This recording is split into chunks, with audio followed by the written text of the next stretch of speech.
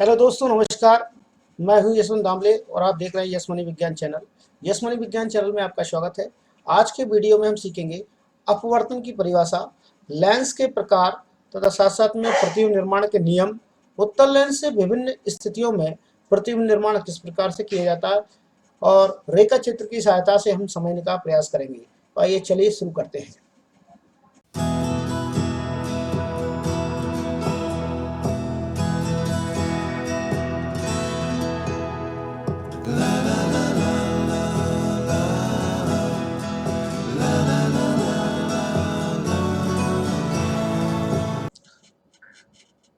प्रकाश का अपवर्तन, आज हम देखेंगे प्रकाश का अपवर्तन। तो प्रकाश का अपवर्तन होता क्या है और किस प्रकार से प्रकाश अपवर्तित होता है, यहाँ पर जानने का प्रयास करेंगे। सबसे पहले यहाँ दिया गया है कि किसी पारदर्शी माध्यम में प्रकाश सरल रेखा में गमन करता है वो प्रतीत होता है। जब प्रकाश किरण एक पारदर्शी माध्यम से दूसरे पारदर्शी माध्यम में प्रवेश करता है तो क्या होता है? क्या आप अब भी सरल रेखा में चलता है प्रकाश या अपनी दिशा से बदल जाता है? हम अपने दिन प्रतिदिन के कुछ अनुभवों को दोहराएंगे। आपने देखा होगा कि पानी से भरे किसी टैंक या ताल या पोखर की तली उठी हुई प्रतीत होती है। इसी प्रकार जब कोई मोटा कांच का स्लैब सिली किसी मुद्रित या छपी हुई सामग्री पर या वस्तु पर या किसी लिखे हुए लेख पर रखा जाता है तो कांच के स्लैब के ऊपर देखने पर अक्षर कुछ ऊपर उठे हुए दिखाई देते हैं। ऐसा क्यों प्रतीत होता है? ये वास्तव में प्रकाश के अपवर्तन के कारण होता है। उसे हम देखने का प्रयास करेंगे। सबसे पहले प्रकाश के अपवर्तन की परिभाषा यहाँ पर क्लियर हो जाती है कि प्रकाश जब एक माध्यम से दूसरे माध्यम में प्रवेश करता है तो वह अपने मार्ग से विचलित हो जाता है। यह इसकी परिभाषा आप नोटिस कर लेंगे। ठीक, जब प्रकाश किरण एक पारदर्शी माध्यम से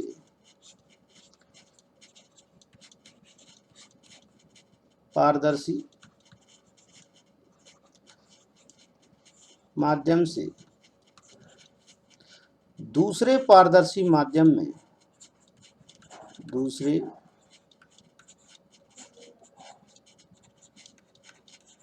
पारदर्शी माध्यम में प्रवेश करती है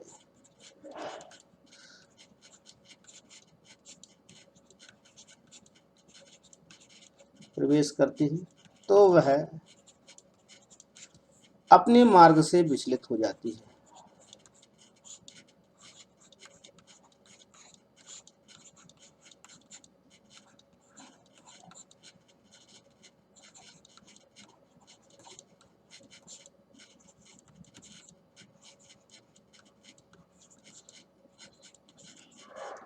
यही घटना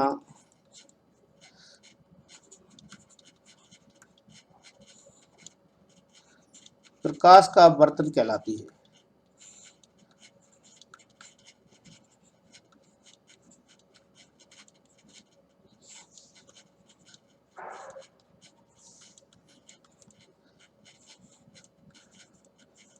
ये प्रकाश के अपवर्तन की परिभाषा है, इसे आप नोट कर लेंगे। इसके बाद में जस्ट आपको पहले प्रकाश के अपवर्तन को बताऊं उससे पहले मैं लेंसों को बता देता हूं, आपको लेंसों के बारे में जानकारी दे देता हूं, गोलीय लेंसों के बारे में। ठीक है, आइए चलिए। यहाँ देख पाएंगे गोलीय लेंस के बारे में जानकारी मैं आपको दे रहा हूँ। तो गोलीय लेंस यहाँ पर दो प्रकार के हैं। ठीक है, दो तलों से घिरा हुआ कोई पारदर्शी माध्यम जिसका एक या दोनों तल गोलीय हैं, गोलीय लेंस कहलाते हैं। ये गोलीय लेंस दो प्रकार के यहाँ पर दिए गए हैं, एक उत्तल लेंस, दूसरा दिया गया है अवतल लेंस। सबसे पहले हम देख लेते हैं उत्तल लेंस। तो उत्तल लेंस यह किनारों की अपेक्षा बीच में मोटा होता है। ये उत्तल लेंस की परिभाषा है और इसे हम अभिसारी लेंस के नाम से भी जानते हैं। नीचे आपके सामने यहाँ उत्तल लेंस बना हुआ है, ये बीच में मोटा है और किनारों पर पतला है। ठीक, दूसरे नंबर पर देखते हैं अवतल लेंस। तो अवतल लेंस में यह बीच की अपेक्षा किनारों से मोटा होता है और इसे अपसारी लेंस के नाम से भी जानते हैं। अपसारी लेंस क्यों कहते हैं ये भी मैं आपको बताऊंगा अभी। ठीक है, सबसे पहले ये बीच में पतला है और किनारों पर मोटा होता है, ये आप देख पा रहे होंगे। ठीक है, चलिए आगे। उत्तल दर्पण। उत्तल दर्पण में हम देख रहे थे अभिसारी लेंस किस प्रकार से जैसे अभिसारी लेंस कहा जाता है। इसका मुख्य कारण है कि ये मुख अक्ष के समांतर यदि कोई भी प्रकाश किरण गुजरती है, ये इसका मुख अक्ष है। ठीक, मुख अक्ष के समांतर यदि कोई भी प्रकाश किरण गुजरेगी, जैसे ये प्रकाश किरण मुख अक्ष के समांतर आ रही है, तो अपवर्तन के पश्चात यह प्रकाश किरण इसके मुख्य फोकस को प्रतिच्छेदित करती है और वहां पर आपतित हो जाती है। इसी प्रकार से इस साइड से भी आने वाली मतलब बहुत सारी जितनी भी प्रकाश किरणें आएंगी वो अपवर्तन के पश्चात मुख्य फोकस से ही गुजरेंगी और एक ही बिंदु पर आपतित हो जाएंगी। यहाँ से आप देखेंगे इस प्रकार से आपको ये प्रकाश किरणें यहाँ से दिखाई देंगी। अपवर्तन के पश्चात एक ही बिंदु पर आपतित होती हैं। ये देखिए,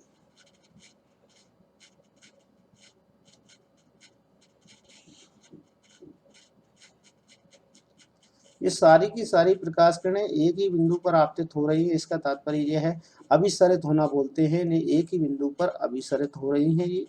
ठीक, ये इसकी मुख अक्ष है, ये प्रकाश किरण, इसीलिए इसे अभिसारी लेंस कहा जाता है, क्योंकि जितनी भी प्रकाश किरणें इस पर आपतित होती हैं वो एक ही बिंदु पर अभिसरित कर देता है। अब हम देख लेते हैं अपसारी लेंस के बारे में। तो अपसारी लेंस को देख लेते हैं किस प्रकार से काम करता है। कि अवतल दर्पण है, अवतल दर्पण का मुख अक्ष ये बीचों बीच में, और अवतल दर्पण पर जो भी प्रकाश किरण पड़ेगी और वास्तव में जैसे मैं आपको इस जो प्रकाश किरण पड़ेगी, जैसे ये प्रकाश किरण इसके ऊपर आपतित होती है, तो पड़ने वाली आपतित प्रकाश किरण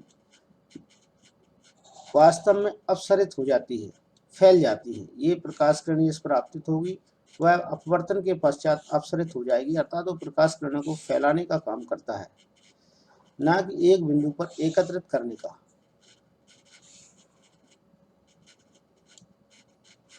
ये देखिए,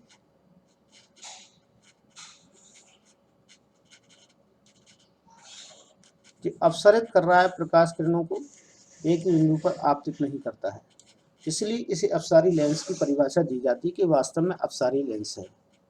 अब मैं लेंस की परिभाषाओं से आपको अवगत करा देता हूँ, लेंस की मुख्य परिभाषाओं से आपको अवगत करा देता हूँ। चलिए, उत्तल लेंस, हम यहाँ उत्तल लेंस की बारे में बात करेंगे। उत्तल लेंस में आप देखेंगे उत्तल लेंस संबंधी मुख्य परिभाषाएं, जिसमें कि सबसे बीचों बीच में इसका केंद्र जो होता है वो प्रकाश केंद्र O के नाम से जाना जाता है। बीचों बीच में जो बिंदु होगा उसे प्रकाश केंद्र O कहा जाएगा। तो ये प्रकाश केंद्र O रहेगा। ठीक, इसे हम प्रकाश केंद्र के नाम से जानते हैं, ये आप नोटिस करेंगे। तो बीचों बीच का बिंदु है प्रकाश केंद्र O के नाम से जाना जाता है, ये बिंदु जो है। ठीक, और यहाँ से गुजरने वाली जो रेखा होगी वो वास्तव में यह रेखा एक मुख अक्ष कहलाती है।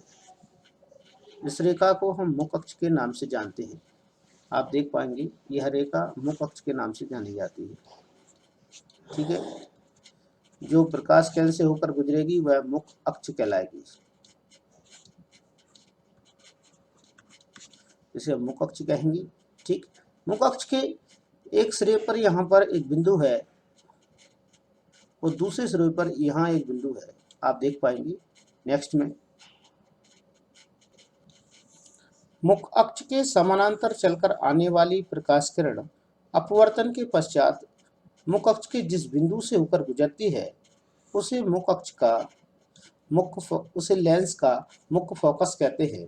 तो यहाँ पर लेंस का मुख्य फोकस होगा जिसे हम F2 से प्रदर्शित करते हैं। ठीक, सीधी परिभाषा है, मुख अक्ष के समानांतर होकर गुजरने वाली कोई भी प्रकाश किरण मुख अक्ष के जिस बिंदु से होकर गुजरेगी उसे उस लेंस का फोकस कहते हैं, यह मुख्य फोकस के नाम से जाना जाता है। ठीक, इस प्रकार से आप इसे लिख सकते हैं। दूसरी बात, हम यहाँ प्रथम फोकस की बात करेंगे। अब प्रथम फोकस किसे कहते हैं, ये द्वितीय फोकस की बात हो गई है, F2 की बात हो गई है।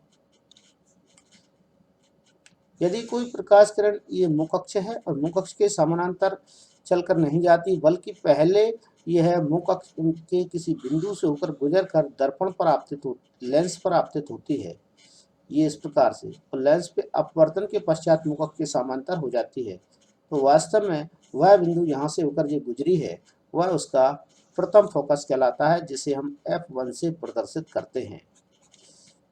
मुख अक्ष के जिस बिंदु से होकर गुजरती प्रकाश किरण अपवर्त लेंस पर आपतित होती है और अपवर्तन के पश्चात मुख अक्ष के समानांतर हो जाती है, तो वह बिंदु F1 कहलाएगा या प्रथम फोकस के नाम से जाना जाएगा। ठीक, ये इसके प्रथम फोकस की परिभाषा है।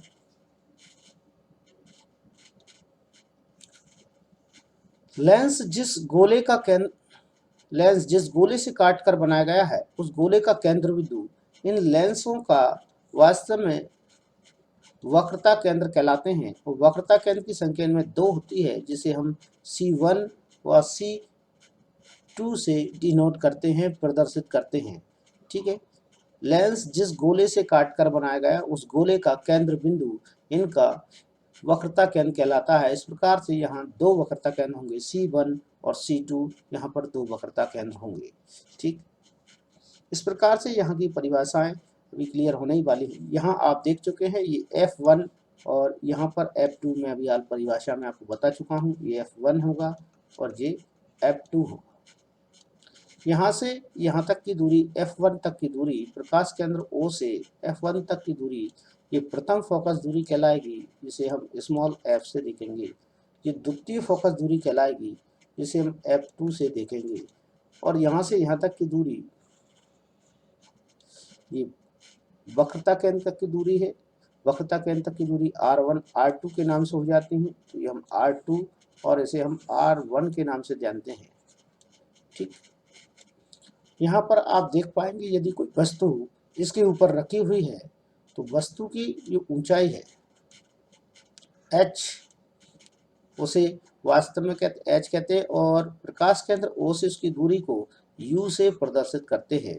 और यदि कोई प्रतिबिंब बन गया है तो इस साइड में, जैसे यहाँ कोई प्रतिबिंब बना है, तो प्रतिबिंब तक की दूरी वो होगी v। ये सारी वास्तव में परिभाषा है, लेंस से संबंधित परिभाषाएं यहाँ पर दी गई हैं। अब हम इसके आगे लेंस पर प्रतिबिंब निर्माण के बारे में चर्चा करेंगे। लेंस पर प्रतिबिंब का निर्माण किस प्रकार से होता है। लेंस द्वारा प्रतिबिंब निर्माण, या हम देख रहे हैं कि लेंस के द्वारा प्रतिबिंब निर्माण, ये लेंस का मुख अक्ष है, और लेंस के मुख अक्ष पर लेंस के प्रतिबिंब निर्माण में सबसे पहले प्रतिबिंब निर्माण के नियम आएंगे, जिनमें सबसे पहला नियम होगा, यदि कोई प्रकाश किरण मुख अक्ष के समानांतर आपतित होती है तो वह अपवर्तन के पश्चात फोकस से होकर गुजरेगी। हमको ये ध्यान रखना है कि वह अपवर्तन के पश्चात फोकस से होकर गुजरेगी, वह द्वितीय फोकस होगा अपवर्तन के पश्चात। ये पहला नियम होगा यहाँ पर। ठीक, इसके बाद दूसरा नियम देखते हैं। यदि कोई प्रकाश किरण फोकस से होकर पहले गुजरती है और लेंस पर आपतित होती है तो वह अपवर्तन के पश्चात मुख अक्ष के समानांतर हो जाएगी। इस प्रकार से यह दूसरा नियम काम करेगा। तो दूसरे नियम में यही बताया गया कि यदि कोई प्रकाश किरण मुख अक्ष के फोकस से होकर गुजरती है तो वह बाद में मुख अक्ष के समानांतर हो जाती है। ये दूसरा नियम रहेगा इसका प्रतिबिंब निर्माण का। अब हम इसके बाद तीसरा नियम देखते हैं। तीसरे नियम में बताया गया है, यदि कोई प्रकाश किरण प्रकाश केंद्र O से होकर गुजरती है तो वह प्रकाश किरण प्रकाश केंद्र O से ही वापस लौट जाती है, ऐसा ये नियम है। ठीक है, यहाँ से गुजरेगी तो यहीं से वापस लौट जाएगी। ये प्रकाश केंद्र O से गुजरने वाला नियम है। ये हमें नियम फॉलो करना है, इसके बाद ही हम प्रतिबिंब निर्माण पर कर पाएंगे। ठीक है, आगे चलते हैं प्रतिबिंब निर्माण के लिए। 6 परिस्थितियां हैं। इसमें सबसे पहली परिस्थिति मैं आपको यह बताऊंगा कि जब वस्तु अनंत पर हो। जब वस्तु अनंत पर स्थित हो तब प्रतिबिंब निर्माण किस प्रकार से होता है।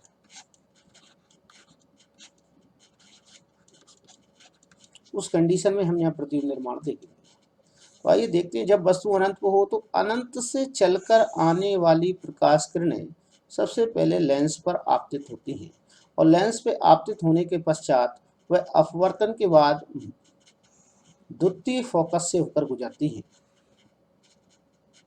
ये देखिए, ये पहली प्रकाश किरण लेंस पर आपतित हुई, आपतित होने के पश्चात वह द्वितीय फोकस से गुजर रही है। यहाँ पर जो फोकस है वो F2 फोकस है, यहाँ पर आप देख पाएंगे द्वितीय फोकस से गुजरेगी। इसके बाद दूसरी प्रकाश किरण भी हम लेंगे, प्रतिबिंब निर्माण हमें करना है तो दो प्रकाश किरणें यहाँ प्रतिच्छेदित करती हैं, वही प्रतिबिंब निर्माण होता है।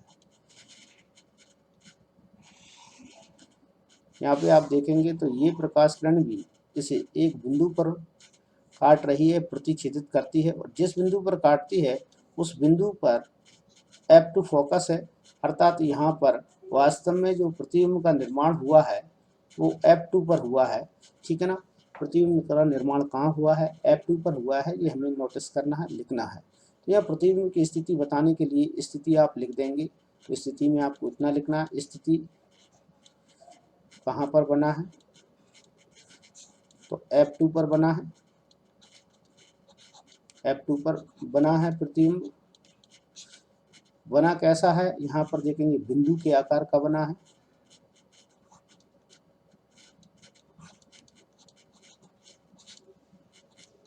बिंदु के आकार का प्रतिबिंब बना है, वास्तविक है प्रतिबिंब और उल्टा है। वास्तविक है तो उल्टा ही होगा क्योंकि वास्तविक प्रतिबिंब उल्टे ही होते हैं। ये आपको तीन कंडीशंस ध्यान रखना है। इस प्रकार से प्रतिबिंब का निर्माण आप कर पाएंगे। ठीक, इतनी बात आपको समझ में आ गई। अब हम दूसरी कंडीशन पर चलेंगे। दूसरी कंडीशन, जब वस्तु वास्तव में कहाँ होगी, जब वस्तु होगी अनंत और वक्रता केंद्र के बीच में, प्रथम वक्रता केंद्र की या C1 के बीच। यहाँ देख पा रहे हैं, जब वस्तु अनंत और C1 के बीच स्थित हो तब प्रतिबिंब का निर्माण कहाँ होता है, ये हमें देखना है। तो सबसे पहले जब वस्तु अनंत और C1 के बीच में स्थित हो तो हम यहाँ सबसे पहले यहाँ C1 बनाएंगे। ये C1 है, नोटिस कर लेंगे ये बिंदु C1 के नाम से है। यहाँ पर F1 है, ठीक, और यहाँ पर आप देखेंगे तो ये F2 है, इन्हें में नोटिस करके लिखना पड़ता है। और यहाँ पर देखेंगे तो ये इसका C2 है, ये प्रकाश केंद्र O है इसका। ठीक, और यहाँ से अब वस्तु को हम यहाँ पर रख रहे हैं, ये कोई वस्तु यहाँ पर रखी हुई है। इस वस्तु से चलने वाली प्रकाश किरण देखते हैं। यहाँ पर ये वस्तु रख दी है अनंत और C1 के बीच में। वस्तु से चलने वाली प्रकाश किरण को यदि हम देखते हैं तो वस्तु से चलने वाली प्रकाश किरण सबसे पहले मुख्य अक्ष के समानांतर चलेगी और नियम जो कहता है समानांतर होने के पश्चात वह फोकस से होकर गुजरती है, तो ये फोकस से होकर गुजर जाएगी। ठीक, यहाँ पर आप ये देख पा रहे हैं, ये पहली प्रकाश किरण है वस्तु से चलने वाली। इस प्रकार से हम इसका रेखा चित्र यहाँ पर देख पा रहे हैं। दूसरी प्रकाश किरण यदि हम यहाँ से लेते हैं, वो फोकस से होकर गुजरती है और पर लेंस पर आपतित होती है। इसके पश्चात अपवर्तन के पश्चात वह कहाँ एक दूसरे को काटेंगे, ये हमें देखना है।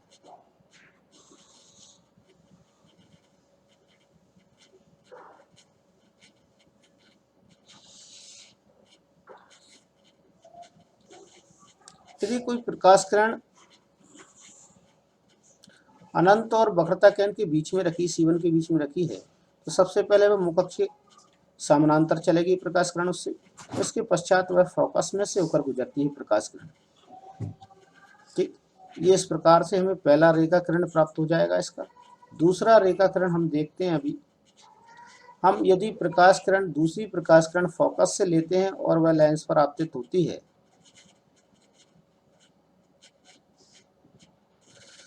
और अपवर्तन के पश्चात वह एक दूसरे को वास्तव में यहाँ काटेंगी, वहीं उनका प्रतिबिंब का निर्माण होगा। जैसे कि यहाँ इन्होंने काटा है तो यहाँ पर इनका प्रतिबिंब का निर्माण हुआ है। और यह प्रतिबिंब वास्तव में वस्तु से बहुत छोटा बनता है, वस्तु से छोटा बनेगा और वह बनेगा F2 और C के बीच में बनेगा।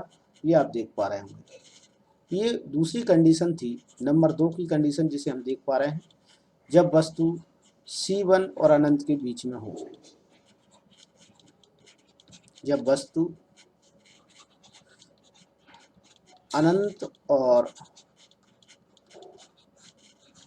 C1 के बीच स्थित हो, तब प्रतिबिंब की स्थिति हम देखते हैं कहाँ प्रतिबिंब बनता है। तो इस स्थिति का हम ब्यौरा यहाँ पर देंगे। तो प्रतिबिंब बनेगा सबसे पहली बात F2 और C2 के बीच में।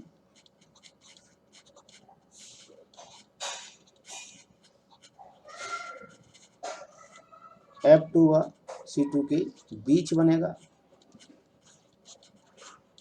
प्रतिबिंब वस्तु से छोटा होगा, यह वस्तु से छोटा है, ये भी हमें लिखना है यहाँ पर। प्रतिबिंब वस्तु से छोटा होने के साथ साथ वास्तविक प्रतिबिंब भी बनता है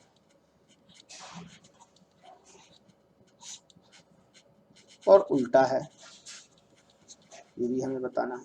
ये सारी कंडीशंस हो जाती हैं। इसके बाद तीसरे नंबर पर चलते हैं। तीसरी स्थिति हम देखेंगे। तीसरी स्थिति रहेगी जब वस्तु C1 पर स्थित हो। यहाँ देखते हैं वस्तु अब C1 पर स्थित रहेगी, तो वस्तु जब C1 पर रहेगी तो उसका प्रतिबिंब कहाँ बनता है। तो सबसे पहली प्रकाश किरण मुख अक्ष के समानांतर चलेगी, चलने के पश्चात वह लेंस पर आपतित होगी और लेंस पर अपवर्तन के पश्चात वह फोकस से होकर गुजरेगी। तो पहला नियम हमें यही फॉलो करना है, इस प्रकार से कि मुख अक्ष के समांतर चलेगी, समांतर जाने के पश्चात वह फोकस से F2 से होकर गुजरेगी। इसके बाद दूसरी प्रकाश किरण यहाँ पर हम जो लेंगे वो वास्तव में इस प्रकार से लेंगे कि वह एक फोकस से होकर गुजरेगी, तो बाद में मुख अक्ष के समानांतर हो जाएगी। उसकी अपेक्षा हम यहाँ से एक प्रकाश किरण ले रहे हैं जो वास्तव में प्रकाश केंद्र O से गुजरेगी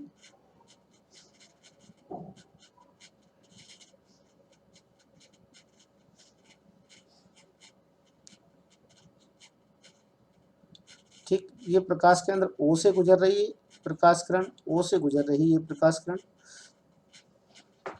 और प्रकाश केंद्र O से गुजर रही, साथ साथ में इसका प्रतिबिंब का जो निर्माण हुआ है वो यहीं पर हुआ है, और वह वास्तव में जो प्रतिबिंब बना है वो वस्तु के बराबर साइज का बना है। हमें ये यहाँ पर जानकारी ज्ञात हुई है, तो हम यहाँ ये लिख देंगे स्थिति में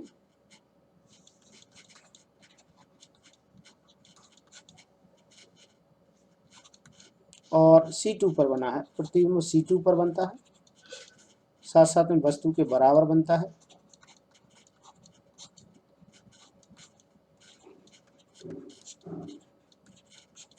वस्तु के बराबर बनेगा, साथ साथ में यहाँ देखेंगे वास्तविक है और उल्टा है।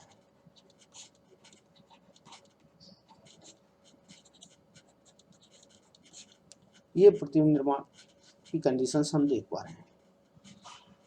अब चौथी स्थिति हम देखेंगे आगे।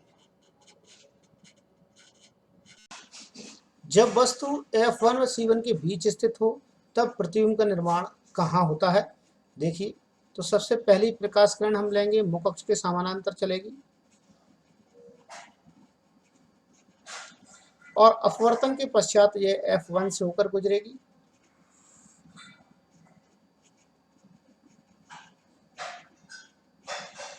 इस प्रकार से ये पहली प्रकाश किरण है, मुख अक्ष के समांतर आपतित होती है, अपवर्तन के पश्चात F2 फोकस से होकर यहाँ से गुजर जाती है। दूसरी प्रकाश किरण लेंगे हम जो कि प्रकाश केंद्र O से गुजरेगी,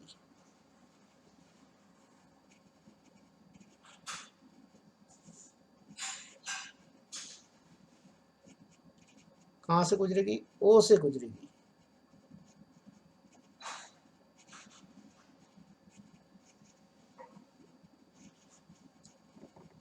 प्रकाश केंद्र O से गुजरने वाली प्रकाश किरण वास्तव में एक दूसरे को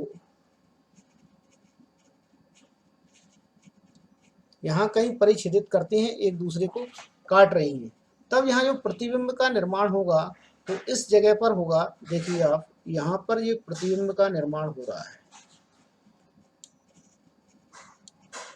यह प्रतिबिंब वास्तव में आप देख पाएंगे वस्तु से बहुत बड़ा है,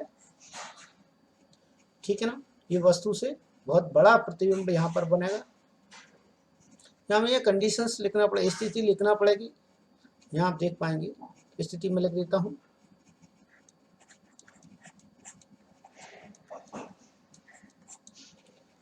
स्थिति C2 और अनंत के बीच में प्रतिबिंब बनता है। C2 और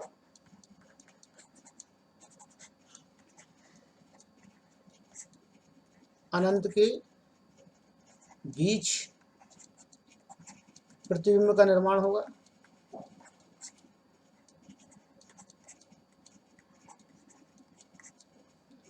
और यहाँ दूसरे नंबर पर कंडीशन रहेगी वस्तु से बड़ा,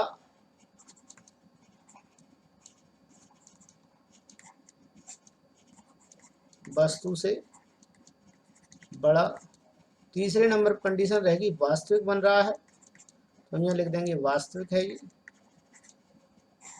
और उल्टा यहाँ लिखेंगे क्योंकि वास्तविक उल्टा ही होगा, ठीक। इस प्रकार से ये प्रतिबिंब, ये तीसरी कंडीशन है वो हमें प्राप्त हो जाएगी।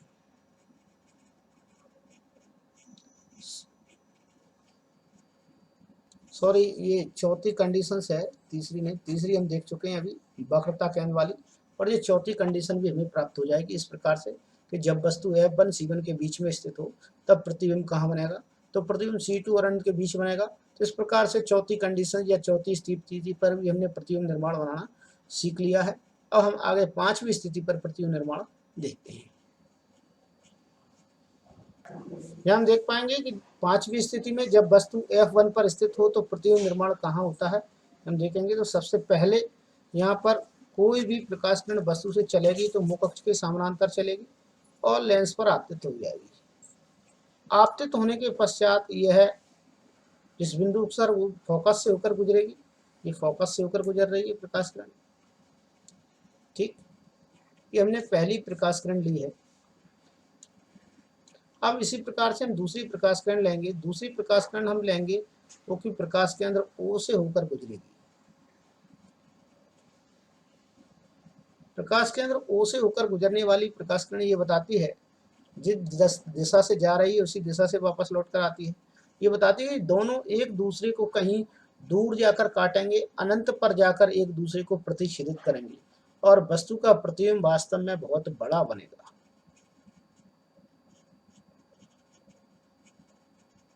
वस्तु का प्रतिबिंब बहुत बड़ा बनेगा और एक दूसरे को कहाँ काटेंगे, अनंत पर जाकर काटेंगे। अब स्थिति ये लिख देता हूं मैं आपके सामने यहाँ पर कि किस प्रकार की स्थिति होगी। तो वस्तु का प्रतिबिंब, दोनों प्रकाश किरणें एक दूसरे को अनंत पर प्रतिच्छेदित करेंगी लगभग, और वस्तु से बड़ा प्रतिबिंब यहाँ पर प्राप्त होगा। तो यहाँ हम लिख देते हैं स्थिति। अब इसकी प्रतिबिंब बनेगा वो कहाँ बनेगा, अनंत पर बनेगा।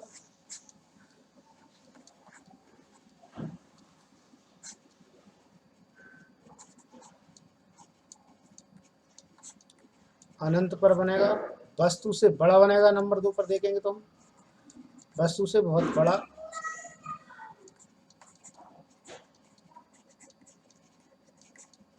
वस्तु से बहुत बड़ा। नंबर 3 पर देखेंगे वास्तविक बनेगा,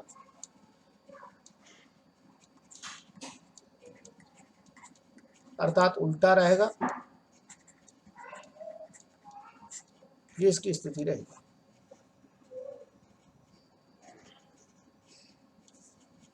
यहाँ पर जो प्रकाश किरणें यहाँ से जाती हैं वहीं उसी दिशा से वापस आती है, इसलिए ये एरो लगाना उचित है, तीर का निशान लगाना जरूरी है। अब हम यहाँ छठवीं कंडीशन पर चलेंगे, छठवीं स्थिति पर चलेंगे। चलिए यहाँ देख पाएंगे आप छठवीं स्थिति, जब वस्तु F1 व O के बीच स्थित हो। यह है वस्तु F1 O के बीच में स्थित है। तो सबसे पहली प्रकाश किरण यहाँ पर मुख अक्ष के समानांतर जो लेंस पर आपतित होगी। आपतित होने के पश्चात यह फोकस से होकर गुजरेगी। ये देखेंगे आप, फोकस से होकर गुजरेगी।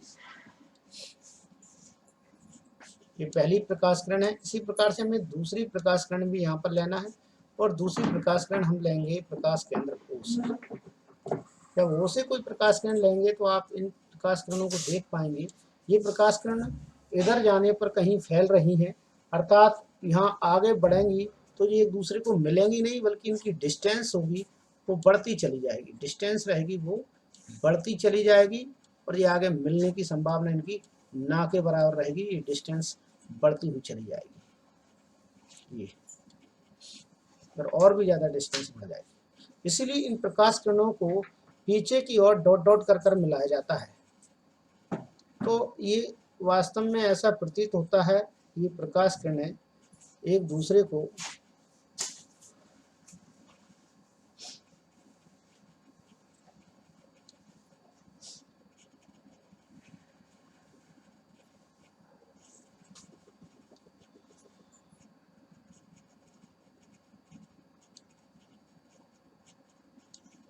यहाँ कहीं प्रतिच्छेदित कर रही हैं, यहाँ कहीं एक दूसरे से उन्हें काट रही हैं।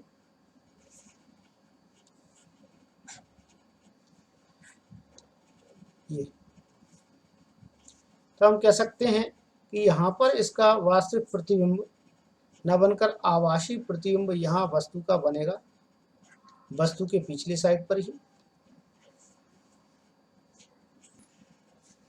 यहाँ पर ये वास्तव में पीछे मिलाने पर ही ये आपस में मिलती हुई प्रतीत होती हैं। वास्तविक रूप से ये रेखाएं आपस में एक दूसरे को प्रतिच्छेदित नहीं करती हैं, इसीलिए इसे वास्तव में आभासी प्रतिबिंब के नाम से जाना जाता है। ये आभासी प्रतिबिंब होंगे वो मुख अक्ष के ऊपर ही बनते हैं। अब इसकी स्थिति को हम लिख देते हैं, स्पष्ट कर देते हैं।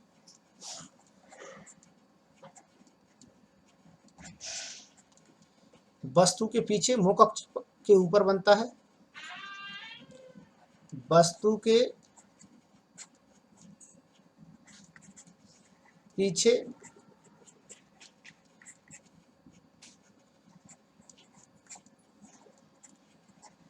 मुख अक्ष के ऊपर बनेगा ये प्रतिबिंब, वस्तु से बड़ा हुआ,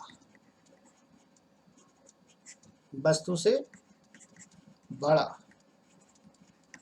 ठीक है। दूसरी कंडीशन कही जाएगी, वास्तव में ये आभासी है,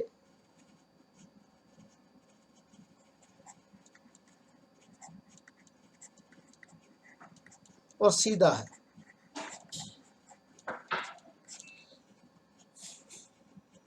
इस प्रकार से हमने 6 परिस्थितियों का अध्ययन कर लिया है प्रतिबिंब निर्माण की, वो भी उत्तल दर्पण पर। इसके बाद हम वीडियो को यहीं पर रोक रहे हैं, वीडियो काफ़ी लंबा हो गया है। आगे की जानकारी आगे वीडियो में देंगे। और हर बार की तरह कहना चाहूँगा, यदि आप मेरे चैनल पर नए हैं और अब तक आपने मेरा चैनल सब्सक्राइब नहीं किया तो प्लीज़ सब्सक्राइब कर लीजिए। आगे आने वाले वीडियो में आपको इसी प्रकार से face to face part to part video मिलने वाले हैं कक्षा 10 विज्ञान के। और मेरे वीडियो का नोटिफिकेशन प्राप्त करने के लिए बेल आइकन को प्रेस करना ना भूलें। दोस्तों के साथ शेयर करें ताकि उनको भी इसका लाभ मिल सके।